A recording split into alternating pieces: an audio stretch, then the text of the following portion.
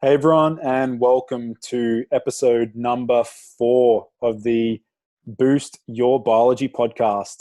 I'm your host, Lucas, and today we have a very special episode ahead. Today we're going to be looking at a very exotic new research chemical in the nootropic space. So, for those of you who are unfamiliar with what nootropics are, what they can do. Essentially, they are just a category of supplements, research compounds, herbs, and other botanicals that can essentially improve overall cognitive function. So that ranges from alertness, focus, concentration, memory, things like that. So in today's episode, we're going to be looking at a compound known as 9-MBC, which stands for 9-methyl-beta-carboline. And this is strictly a research chemical. It has had a lot of promising results, throughout the psychonaut space online. And many people have benefited from, utilizing this as a strategy to sort of upgrade their dopaminergic infrastructure in the brain. So before we get really, stuck into this nootropic, I want to, give you a quick summary of what dopamine is and how dopamine can be manipulated through, various lifestyle hacks and supplements. So we're going to start with looking at how the brain sort of creates dopamine. So when we look at the pathways for dopamine synthesis, we need to start all the way back to the amino acid phenylalanine, which is, you'll see that in Coca-Cola, and you might freak out and think, oh, this is extremely harmful. That is not the case. If you've had protein today, if you've had nuts or seeds, you've already consumed L-phenylalanine. And that is an essential amino acid, meaning that the body requires it from out. The body needs to consume that from the diet or through supplements to create, dopamine. So to put it real simple, so we have L-phenylalanine, which is the beginning substrate, which is like the foundation for dopamine synthesis. It then gets shunted to, or gets converted using an enzyme called phenylalanine hydroxylase, and that gets converted into tyrosine. Now, tyrosine you've probably seen in pre-workouts and other supplements for cognition. And that is then converted into L-dopa, and then from L-dopa into dopamine. So I wanted to give you that as like a little framework so you can understand that dopamine is, readily synthesized in the brain, in various brain regions. But having said that, it is dependent upon the enzymes. So those enzymes, if they are lagging, or if any of the cofactors are lagging, then the body will really struggle to actually synthesize, dopamine. So this is where 9-MBC comes in, and there's various other nootropics that have similar effects, but 9-MBC really is a unique compound, and that is, that's because of its widespread actions in the brain. So I'll give you a quick little background on 9-MBC. So basically, it's a nootropic agent and research chemical with a pronounced action in the brain. But unlike other nootropics, 9-MBC actually has long-lasting effects in the brain. So, there are a lot of nootropics that, people will take it, they feel it, they'll get that boost in focus, energy, things like that. But that will always drop off. That's like the body has homeostasis, which means it goes back to its predefined state. Whereas 9-MBC seems to have at least in rat studies, longer lasting, lingering effects by upgrading the actual infrastructure for dopamine synthesis and neurovascular function to support cognition over time, which is, I find that really promising. And there are other compounds that share similar effects. But overall, it seems to be quite impressive in the initial research studies. So it was actually first identified as a potential neuroprotective agent in 2008 by researchers in Germany. And there were studies conducted on this compound before this. However, a lot of the other chemicals that were similar in chemical, like in terms of its like chemical composition, they were actually neurotoxic. So it's really important that we're looking at 9-MBC and not the other derivatives, because there are many other derivatives, but they appear to be neurotoxic. So the initial interest was actually because it was able to upregulate the enzyme tyrosine hydroxylase, which is as I mentioned before, tyrosine hydroxylase is that enzyme that converts your tyrosine into L-DOPA, and then subsequently from L-DOPA into dopamine. So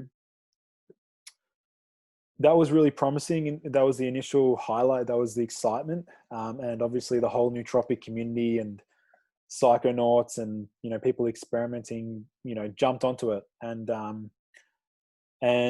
it was, the initial interest was revolved around that. But then there were more research studies and more money was pumped into animal research, and they discovered some other unique features of 9-MBC.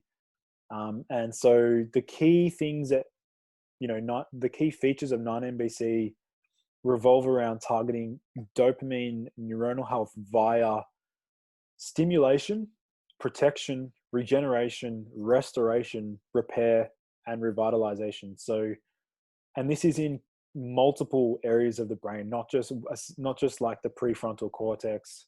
We're talking changes in the nucleus accumbens, the striatum, the hippocampus. These are key areas for modulating cognition. They also modulate memory retrieval, executive functioning. So like planning, coordinating things, and prioritizing and ranking, things like that. So it's promising to see that 9-MBC has an affinity towards multiple brain regions, not just, let's say like the prefrontal cortex, which a lot of ADHD medications and things like that work on. So some of the main uses of 9-MBC within the nootropic and smart drug community actually revolve around reversing stimulant tolerance. So like reversing tolerance to caffeine. It appears to make people more sensitive to other dopamine-based drugs or dopamine-based herbs and things like that. It's also been used to help people recover from drug abuse. It's known to increase motivation, enhance attention and focus. It is known to improve mood, and it also increases libido as well by virtue of its ability to well, there's no research on this, but it would likely lower prolactin, because dopaminergic based drugs and compounds tend to lower prolactin. So from a technical perspective, I mentioned before, so we got 9-MBCs working through that tyrosine hydroxylase and many other receptors in the brain. It's a little bit too complex to even delve into, but I'll touch on a few things. So what they do know is that 9-MBC is actually taken up by the dopamine transporter, and it has been also shown to increase the actual cell number of dopaminergic neurons. So that's obviously very promising for neurodegeneration, and also potentially for Parkinson's. I mean, that's actually a lot of the research was focused around its ability to help with mice, mice that have Parkinson's disease. So that was quite promising. And then it's also been shown to, the effects that they found in these mice were only partly reversible when 9-MBC was withdrawn. So that's giving you an insight into its ability to actually have longer lasting effects, which is why I find it so appealing. And, a lot of the anecdotal reports do reflect that. So in terms of its other effects, so it does upregulate the transcription of NER1, which you guys can, for the nerds out there, they can Google that. NER1 is very much a key transcription factor in the brain that appears to be highly responsible for many of the neurodegenerative conditions. And a lot of other compounds seem to work on NER1 that we know are very healthy for the brain. So things like rhodiola, potentially bacopa. And the other thing is that even when 9-MBC was administered chronically in these rat studies, it exerted no neurotoxic effects. Having said that, I would still never advise to use any compound without cycling. It's just a general rule of thumb that I follow with pretty much everything. Even very basic compounds like vitamins, these need to be cycled, things like that. It's really important. So it also, 9-MBC also induces neurite outgrowth, which is similar to lion's mane. It also increases the gene expression for nerve growth factor, again, similar to lion's mane and other botanicals, BDNF, GDNF, and CDNF. These are also really important neurotrophic factors. So that just basically means that it helps the neurons in the brain to proliferate, which means spread and multiply. And then it also helps to strengthen the connections between neurons in the brain, which is critical for things like memory, verbal fluency, critical thinking, and things like that. So that's another really promising aspect. So of course, you're probably thinking, wow, this compound is amazing. Are there any side effects? I'll be getting to that soon. But let me just finish up with more of the nuances around the technicality and like how 9-MBC works. So it also seems to increase the activity of complex 1 in the respiratory chain. So ultimately, this means that it will generate more ATP in the body, which is similar to a creatine. Obviously, it's not working in the same fashion, but creatine seems to have, creatine is the substrate to make ATP, and ATP is the body's fuel currency. And it's promising to see that 9-MBC has that similar effect as well. So as I mentioned before, so it's basically upregulating, various pathways and enzymes in the brain, specifically reducing lactate dehydrogenase. It protects against endotoxin, which I mentioned. Well, I've not discussed endotoxin, but endotoxin is possibly the worst thing that we as humans can produce a lot of. So just think of endotoxin, link that to junk food. Junk food is going to be the best way to raise endotoxin, and it's not something you want to have high.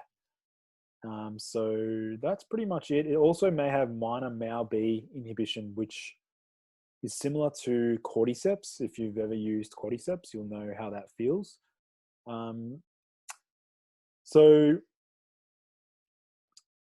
yeah, I guess overall, there's a few cool research articles which I'll be linking in the show notes for this one. Some of the main benefits appear to be revolving around enhancing mood, cognition, enhancing spatial memory, neuroprotection, restores motivation. It's neuroregenerative as well, and recovers dopamine-induced damage from illicit drugs. This is definitely not advocating the use of these substances. However, for people that have been down that path and want to recover and feel sort of normal again, then 9-MBC may be a potential candidate to help that, to facilitate that healing process. And then obviously, but this is absolutely not a holy grail. It's not a compound that's going to be like limitless. It will need to be in conjunction with a very very well balanced diet, eliminating foods that are harmful for you, in combination with regular exercise.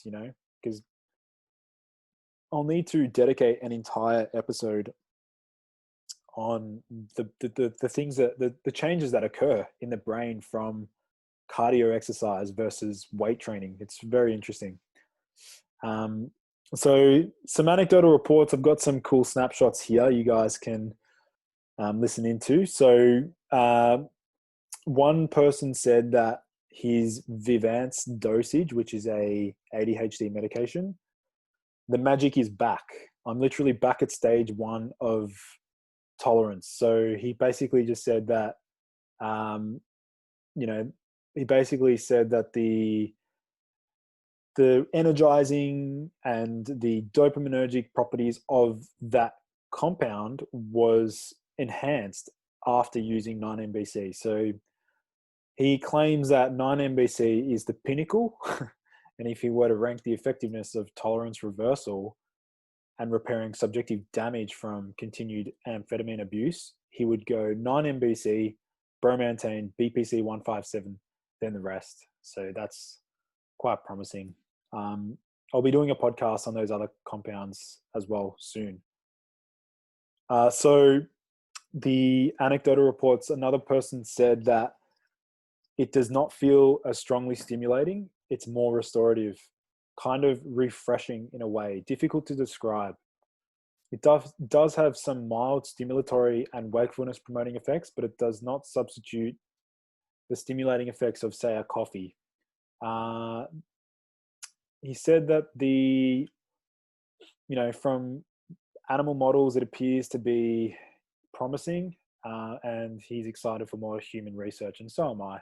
I mean, it may take many, many years before this even gets, funding for human studies. I don't know how that's going to play out, but just keep your eye out.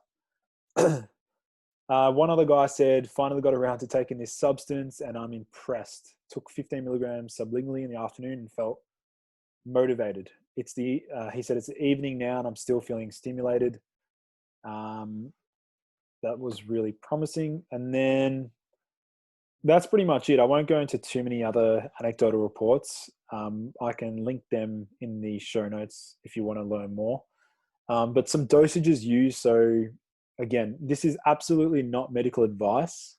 However, from the psychonaut community, it seems that a dosage range so a light dose is 5 to 10 milligrams, a moderate dose is 10 to 30 milligrams, and a high dose is 50 to 75 milligrams. So again, absolutely not condoning the use of this without proper guidance, and obviously clearing this with your GP.